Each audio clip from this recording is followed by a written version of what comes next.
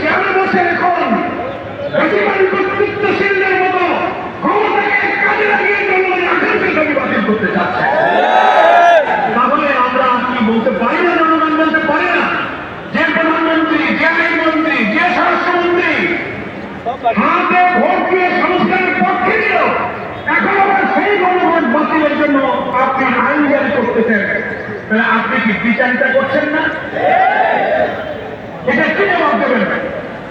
আমরা বিশ্বাস করি আপনি যদি হাতে ভোট দিয়ে থাকেন তার অর্থ আপনার নিজের পক্ষে আপনি নিজে অনুষ্ঠান গ্রহণ করেছেন। তা যদি না হয় তাহলে আপনাকে বলতে হবে যে না, আমি গণভোটে হাতে ভোট দেই না দেই ভোট দিয়েছি। পার্লামেন্টে দাঁড়িয়ে সাহসটাকে বলুন, এই সংস্কার না মানার অর্থ হল গণভোটে নাতে ভোট দেওয়া। আপনি সেই নাতে ভোট দিয়েছেন, তাদের কাছে সেটা বলুন।